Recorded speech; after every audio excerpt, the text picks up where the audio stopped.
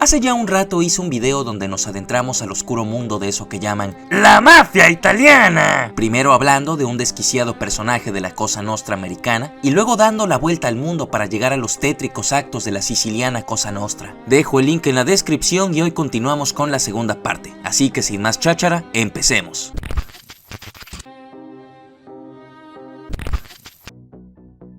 Roy es un personaje importante pero aterrador dentro de la historia de la mafia italoamericana. Tenía astucia para los negocios, pero ejercía una brutalidad sacada de cualquier cuento de horror. Él es el inventor del conocido método Géminis, que consistía en disparar en la cabeza de su víctima, colgarlo boca abajo sobre una bañera para que el cuerpo se desangrara y después desmembrarlo. Pero hubo un momento en que Roy, su facción y toda la familia Gambino estuvieron a punto de dejar de existir. Así se cuenta en el relato de Albert Di Meo, hijo de Roy. En el invierno de 1979, Chris Rosenberg decidió ejecutar un juego sin decírselo a mi padre.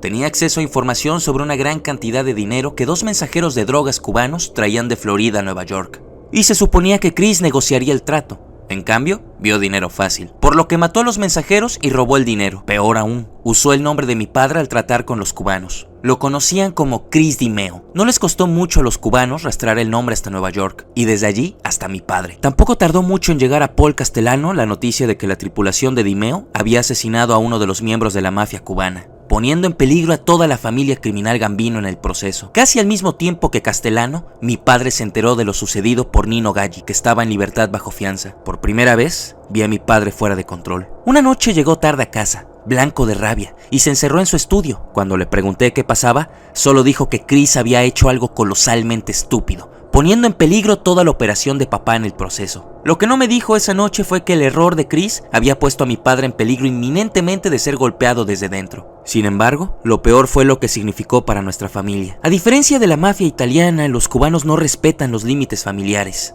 Décadas antes, la comisión, o mejor dicho, las 5 familias criminales de Nueva York, habían declarado prohibidas a las esposas e hijos de sus miembros. Esa regla se había cumplido cuidadosamente. Cualquier miembro de la organización estaba sujeto a las sanciones más severas, pero no se le permitió dañar a un familiar inocente. Los cubanos no tenían tal regla. Por el contrario, asesinaban rutinariamente tanto a familiares directos como parientes más lejanos como una forma de expresar su punto de vista. El terrorismo era una parte estándar de su modo de operación. Nunca en nuestras vidas mi padre había hecho intencionalmente algo que pusiera en riesgo a alguien que no fuera él y su tripulación. De repente, nuestra familia estuvo en peligro inminente de ser asesinada. Los cambios en nuestra vida hogareña fueron inmediatos y abarcadores. La hermosa casa nueva de la que mi padre se había sentido tan orgulloso se convirtió en una fortaleza de la noche a la mañana. Papá trasladó al primo Joe al sótano para vigilarnos, inventando una historia para beneficio de mis hermanas acerca de que Joe necesitaba un lugar donde quedarse por un tiempo. Cortó cualquier follaje que interfiriera con la vista de las cámaras de vigilancia alrededor de nuestra casa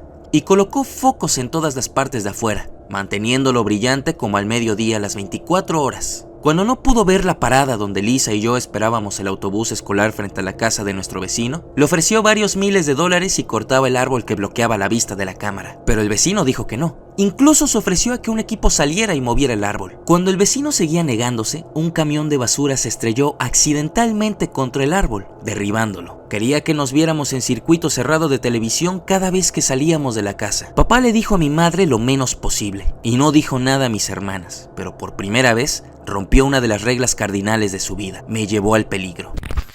Al final la situación se resolvió con el asesinato de Chris Rosenberg el 11 de mayo de 1979, cuando Chris acudió a una reunión con Di Meo y su equipo. Chris se sentó a la mesa con sus socios. Di Meo sacó una pistola de una bolsa que había sobre la mesa y disparó a Rosenberg en la cabeza. El cuerpo de Rosenberg fue colocado entonces en su coche, que fue conducido y abandonado en una calle cercana a la zona recreativa nacional de Getaway, en Nueva York. Después pasaron por delante del vehículo y lo ametrallaron, para asegurarse de que el asesinato fuera lo suficientemente escandaloso para que se mencionara en el periódico local. Esto dio a los cubanos la prueba del asesinato y acabó con la crisis. Frank Di Matteo fundó Mob Candy, una revista que lleva por subtítulo Del inframundo sobre política, placeres y poder de la mafia. Está dirigida a hombres de entre 18 y 35 años. Frank también sobrevivió al esplendor y decadencia de la mafia italoamericana. Vice News contactó con él y lo entrevistaron. ¿Cómo viviste lo de criarte en una casa de mafiosos en el Brooklyn de los 60 y 70? A los 8 o 9 años me importaba toda una mierda. Estaba muy ocupado siendo un niño. No entendía de qué iba todo eso de la mafia. porque tampoco me lo habían contado y en aquella época la gente no tenía un libro o un periódico delante de las narices a todas horas, como hoy en día. A los 10 empecé a darme cuenta de que mis tíos eran muy distintos al resto de la gente. Se pasan el tiempo hablando en susurros y recibiendo a gente de afuera. Incluso visten de forma distinta que los demás. A los 12 o 13 años yo sabía quién era cada cual. A los 13 ya sabía conducir y empecé a aprender mis primeras lecciones de vida. Por entonces ya era plenamente consciente de lo que pasaba. Tenía prohibidas ciertas cosas, pero no muchas. A los 13 no salía a matar a nadie, pero sí que les acompañaba siempre a los clubes. Les llevaba en coche de un sitio a otro, porque era alto. Tenía un aspecto muy parecido al que tengo ahora, pero mucho más joven. Con 13 años medía 1,82 m. Esos tipos iban a un montón de restaurantes, clubes y bares de strippers, así que aprendí mucho llevándolos a esos sitios. Mi padrino es Bobby B. Estuvo trabajando para los G. Lo apreciaba mucho y él quiso ser mi padrino. A principios de los 70 estuve un par de años trabajando de chofer para él. Era todo un personaje, un asesino a sangre fría, pero también tenía una faceta de bromista que lo hacía parecer un verdadero esquizoide.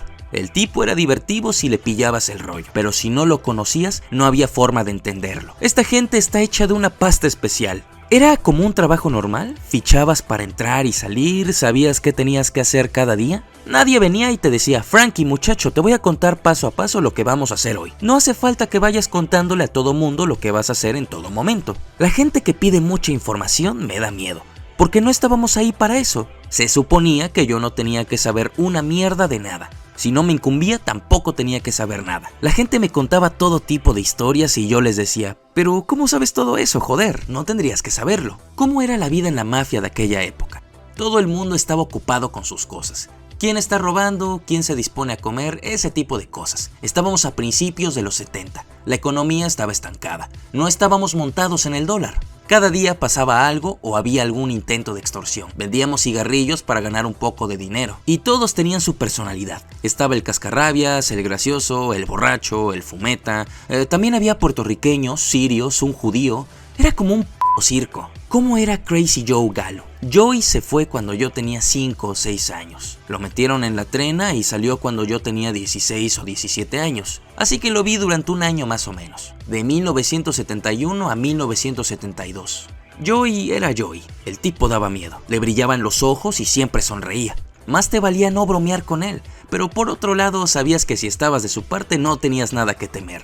Cuando salió de la cárcel recuperó el tiempo perdido. Ten en cuenta que estuvo 10 años entre rejas, así que cuando salió bebía mucho. Aunque estaba al mando del negocio, pasaba mucho tiempo en la ciudad. Los demás vivíamos en Brooklyn, no muy lejos del barrio. Joey vivía en la ciudad con mi padrino y Pete el griego. Con suerte podíamos llegar a verlo una vez a la semana. Solía pasarse por el club. Estaba chalado. El tipo regía, pero era un tarado de manual. No conocía el miedo. Era como el típico gángster de la década de 1920. Se pensaba que podía ir por ahí haciendo y diciendo lo que le viniera en gana. Creía que nadie tendría cojones de pegarle un tiro, pero se equivocaba. Claro, no llevaba ni un año libre cuando lo mataron. ¿Cómo afectó la década de 1960 a los gángsteres más jóvenes que llegaban para sustituir a los que ya no estaban? La década de los 60 influyó mucho en esos jóvenes. Los nuevos eran un poco distintos a los muchachos de los años 20 que habían salido de la absoluta pobreza. Las nuevas generaciones de finales de los 60 y principios de los 70 no habían pasado tantas necesidades. Simplemente eran tipos malos. Los 60 abrieron las puertas a nuevas formas de delitos, acciones y bonos, y esos tipos tenían una mentalidad distinta. También llegó la María. Esos tíos fumaban un porro en la calle y se reían de todo. Estaban medio locos. Fue un cambio radical en todos los aspectos, tanto en el tema del respeto como en la forma de pensar. Ellos ya no obedecían las reglas y las normas como los de antes. Se reían de todas esas mierdas. ¿Cómo conseguiste dejar la mafia y evitar la cárcel? Tuve suerte y fui previsor. Gané muchos casos. La verdad es que tuve mucha potra, tal como estaba el patio.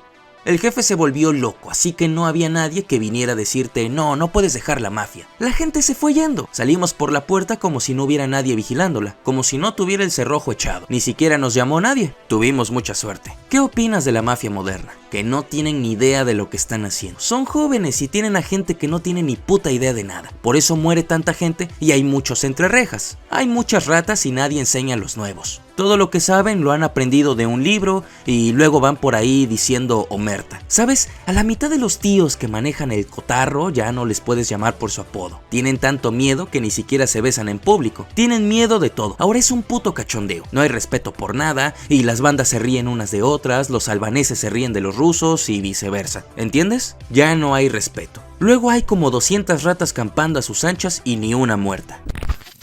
Y este fue un video más de Gabs Lifestyle en su sección Cosas tristes que pasan en el primer mundo. El primer relato es del libro For the Sins of My Father, A Mafia Killer, His Son and the Legacy of a Mob Life, un libro escrito por Albert DiMeo, el hijo de Roy DiMeo, y la entrevista que escucharon hace unos momentos pertenece a Vice News. En fin, me dio gusto hacer este video, saben que a mí me apasionan estos temas y espero que también les haya gustado. Nos vemos el próximo jueves, los quiero mucho.